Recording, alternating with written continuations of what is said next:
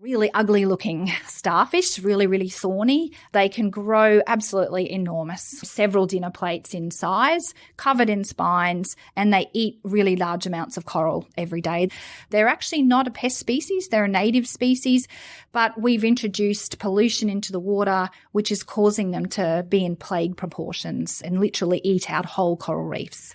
And we talk in dinner plates, so we can say a starfish might be 4 or 5 or 6 dinner plates in size. It can eat 1 dinner plate worth of coral every day. These really big plague proportions only are documented quite recently. They have always existed on reefs and certainly the Great Barrier Reef, but in much, much smaller numbers. If I can describe, in a lot of ways, they look quite alien. They're very large. They are covered in sort of thorny, hence the thorns. They're covered in really spiky thorns on the outside. They have many, many legs. So lots of times people think about, 4 or 5 legs on a starfish. These can have 11 or 12 legs. They really are quite science fiction in their appearance.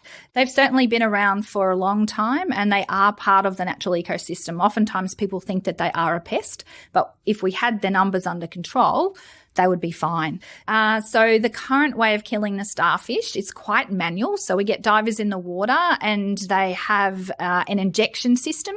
And inside that injection system is just some everyday household vinegar. And you inject that into the starfish and then the starfish die. But you have to inject each and every starfish in order to do that. Now, we used to have to inject every single leg of every single starfish because starfish can regenerate from a leg. But now there's been advances, so it's literally just each starfish. But if you think about each large adult female starfish can lay up to 50 million eggs. And you have to inject each of those starfish one by one by one. That's happening in areas where the outbreak is occurring. So you want to get on top of it at the beginning of an outbreak. You don't want to wait until there's 50 million.